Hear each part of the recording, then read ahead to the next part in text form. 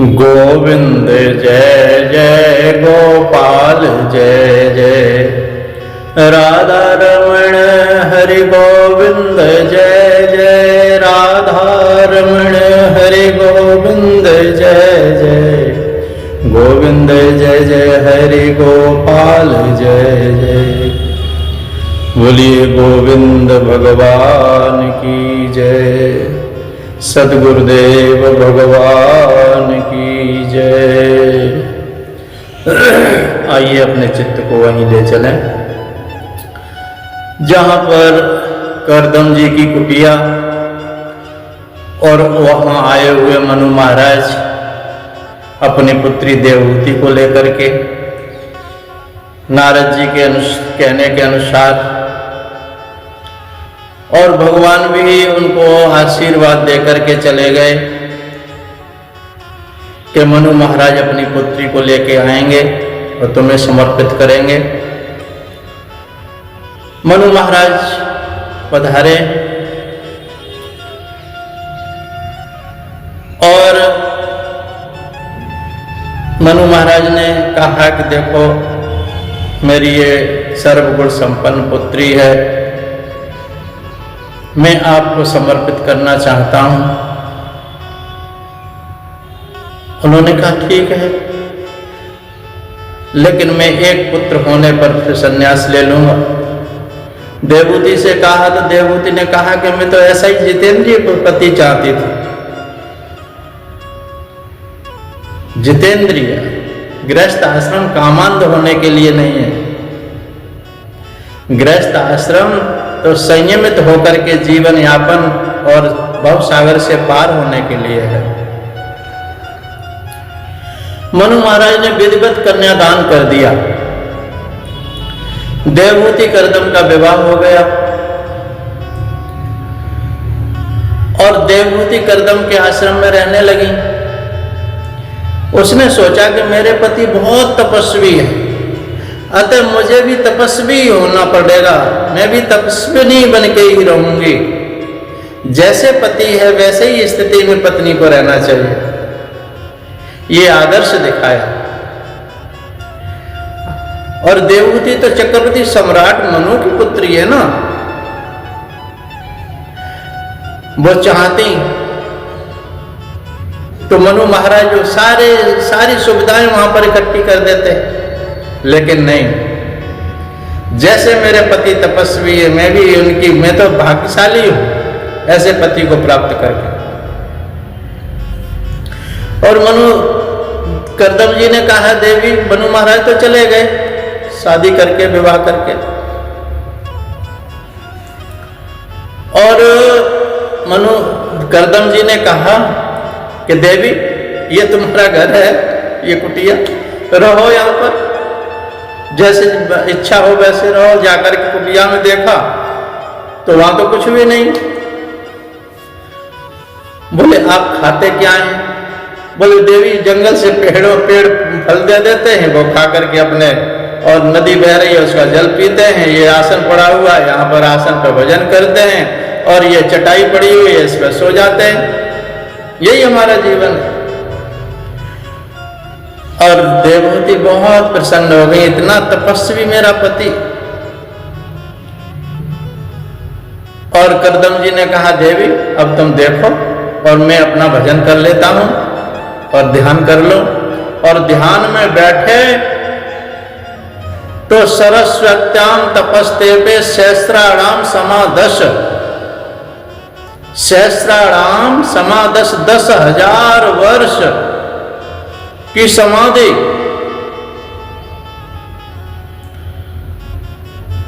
और देवहूति तब बहुत आयु थी, अब तो कोई 70, 80, 100 तक तो कोई पहुंच पाते हैं, भाग्यशाली। महात्मा भी नहीं पहुंच पाते, और कोई पहुंच जाए तो गृहस्थ भी पहुंच जाते हैं। और 10,000 वर्ष सहस्राणाम समादश, 10,000 वर्ष की समाधि। और देवहूति सेवा करती हैं, उनके शरीर को पोंछ देती हैं, समाधि नहीं टूट रही है करदम जी की। और उन्होंने, देवहूति ने कभी ये भी नहीं कि मैं अपने पिताजी को खबर कर दूं, नहीं। शादी के बाद में बेटी का घर पति का ही घर होता है, जैसी भी स्थिति में रहें, जैसी परिस्थिति में रहें, ये देवहूति ने दिखाया। कोई मामूली नहीं थी, चक्रवर्ती सम्राट की पुत्री। और देवहूति ने सेवा करती रही। और जब करदम जी की समाधि टूटी तो कहा, देवी आप कौन? बोले, भगवान आपकी बहुत काल व्यतीत हो गया, आपकी समाधि को आज टूटी है, मेरा विवाह आपसे हुआ है, मेरा विवाह आपसे हुआ है। मेरे पिता जो मनु महाराज थे, मैं देवहूति हूं और 10,000 वर्ष व्यतीत हो चुके हैं। और 10,000 वर्ष तक देवहूति का संयम,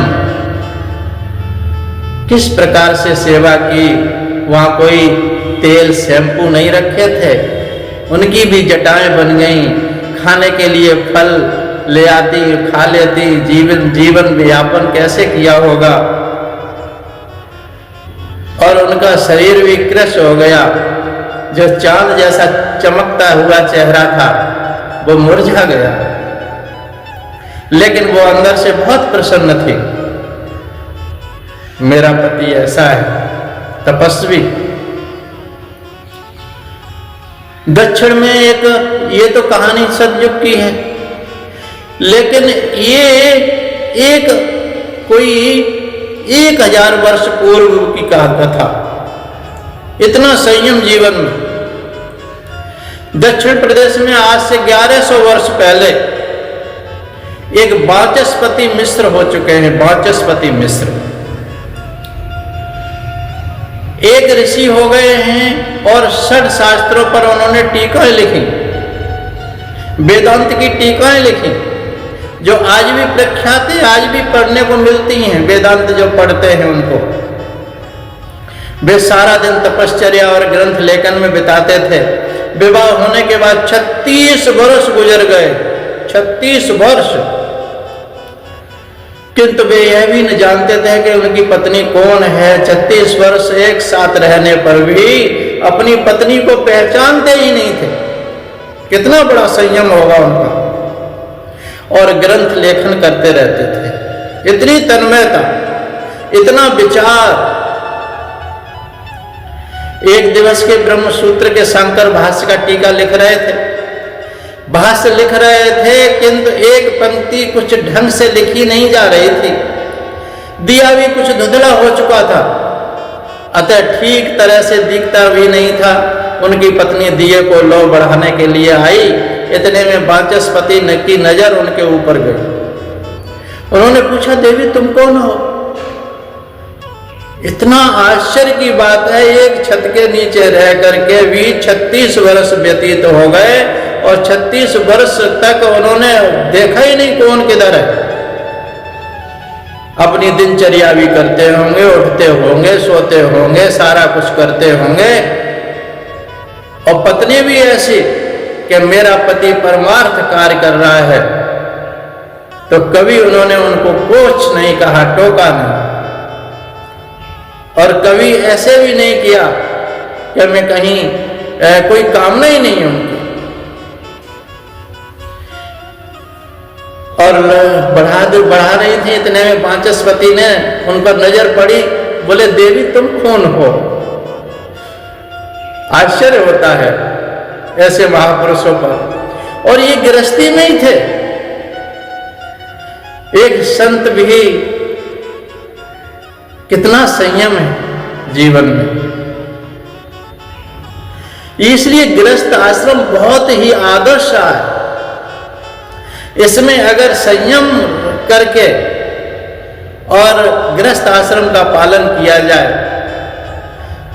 तो भगवान भी आते हैं, भगवान कृपा करते हैं। इतना बड़ा संयम। उस देवी ने कहा, हमारा 36 वर्ष बीत चुके हैं, फिर भी वे पत्नी को पहचानते नहीं थे। लेकिन पत्नी ने कहा, कभी आपका विवाह हुआ था भगवान, वह याद आता है आपको क्या? वाचस्पति ने कहा, हाँ हाँ कुछ याद आ रहा है, कुछ याद आ रहा है थोड़ा थोड़ा। पत्नी ने कहा, मेरे ही साथ आपका विवाह हुआ था, मैं आपकी दासी हूँ, आज से 36 वर्ष पहले हमारा विवाह हुआ था। पत्नी ने विवाह की याद दिलाई तो वाचस्पति को मन में प्रकाश जगा और उन्होंने पत्नी से कहा, तेरे साथ मेरा विवाह हुआ था, 36 वर्ष तूने मौन ही रह करके मेरी सेवा की, मेरे उपकार अनंत है, तेरे उपकार मुझ पर, तेरी क्या इच्छा है? पत्नी ने भामती ने कहा, भामती नाम था उनका, भामती ने कहा, नाथ मेरी तो कोई भी इच्छा नहीं है, आप जगत के कल्याण के लिए शास्त्रों की टीका रचते हैं, मैं आपकी सेवा करके कृतार्थ हुई हूं और आपकी सेवा करते ही मेरी मृत्यु हो। वाचस्पति का हृदय भर आया। पत्नी, यहाँ के ऐसे ऐसे ऋषि हुए हैं जो एक ही छत के नीचे रह के, कितना बड़ा संयम, एक ही घर में 36 वर्ष तक साथ साथ रहकर भी संयम उन्होंने पालन किया था। ऐसे संयमी को ही ज्ञान मिलता है, ज्ञान बाजार में नहीं मिलता। आजकल पुस्तकों के द्वारा ज्ञान का प्रचार और प्रसार बहुत होता है, किंतु किसी भी व्यक्ति के मस्तक में ज्ञान दिखाई नहीं देता। पूर्ण संयम के बिना ज्ञान नहीं पाया जा सकता, पूर्ण संयम के बिना परमात्मा भी प्रकट नहीं होते। एक ही घर में रहकर भी करदम देवहूति ने 12 वर्ष तक, वाचस्पति भामती ने 36 वर्ष तक संयम का पालन किया, और आजकल का मनुष्य तो 36 घंटे भी संयमित नहीं रह सकता, तो वो भगवान की कृपा प्राप्त करेगा। बिना संयमित जीवन के कुछ नहीं होता। करदम जीवात्मा है और देवहूति बुद्धि है, और देवहूति देव को बुलाने वाली निष्काम बुद्धि है। एक दिवस करदम ने देखा कि देवहूति का शरीर बहुत दुर्बल हो गया है। उसने मेरी सेवा करते हुए अपना शरीर सुखा दिया है। ये देखकर उनका दिल भराया और उन्होंने देवहूति से कहा कि देवी कुछ वरदान मांगो, मैं बहुत मांग लो, कुछ भी जो भी मांगना चाहती हो। तुष्टो हमद्य तव मानवी मानदाया शुश्रूषया परमया परया च भक्त्या यो देहिनामतीं सुहृत्सुदेहो नावेक्षिता समुचिता क्षपितं मदर्थे। वहां कहा, मैं तुमसे, तुम्हारी सेवा से बहुत प्रसन्न हूं। करदम जी ने कहा, देवी हे माननी, हे मानवी मनुपुत्री, आप जो शुश्रूषा, जो सेवा तुमने की है उससे मैं अति प्रसन्न हूं। तुम जो इच्छा हो संसार में, जो कुछ भी इच्छा हो मांग लो। क्यों?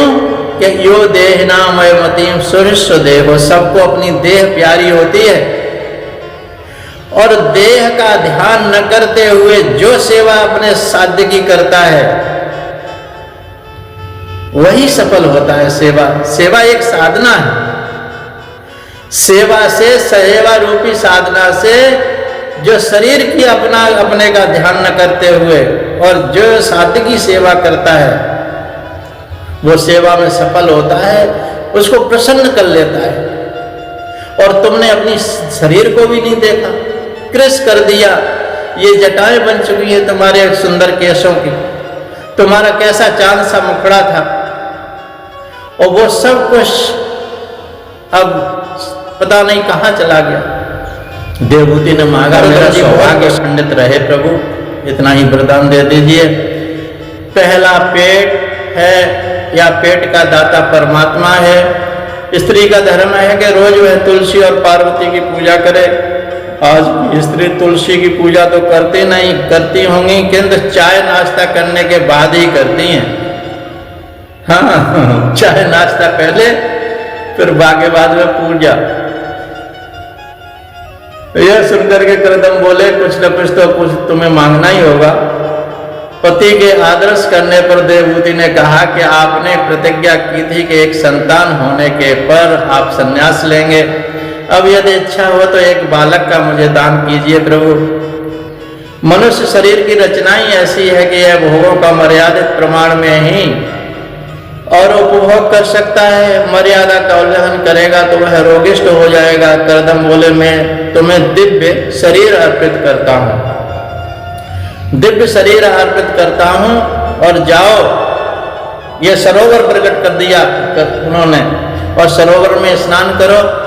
देवहूति सरस्वती के किनारे पर स्नान करने सरोवर में गईं। दासियां, उसमें से दासियां निकल आईं जो देवहूति की सेवा में लगी हुई हैं।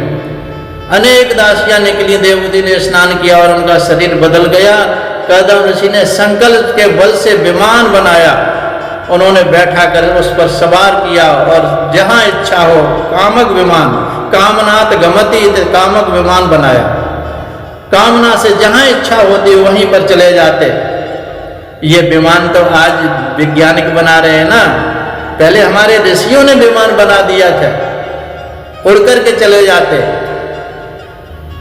कथा में शांत और कर्म रस प्रधान है, श्रृंगार हास्य रस गौड़ है। कथा में श्रृंगार की ज्यादा जरूरत नहीं है। देवहूति सरस्वती के किनारे पर उसमें सरोवर में स्नान की, बहुत स्त्रियां निकल आई। बहुत सुंदर शरीर जैसा था, जैसे मनु महाराज छोड़ लेकर के आए थे उस समय, जैसा ही शरीर हो गया उनका। बड़े सुंदर हो गए। और फिर उसके बाद में बहुत वर्षों तक वो उस विमान में घूमते रहे। और उस समय में 9 पुत्रियां पैदा हो गई। 9 पुत्रियां पैदा हो गई। ये 9 पुत्रियों की कथा आगे आप सुनेंगे। इतना ही कह करके वाणी को विराम। बोलिए सच्चिदानंद भगवान की जय। हरिओम तत्सत, हरिओम तत्सत, हरिओम तत्सत। सोहम सोहम। बोलिए सद्गुरुदेव भगवान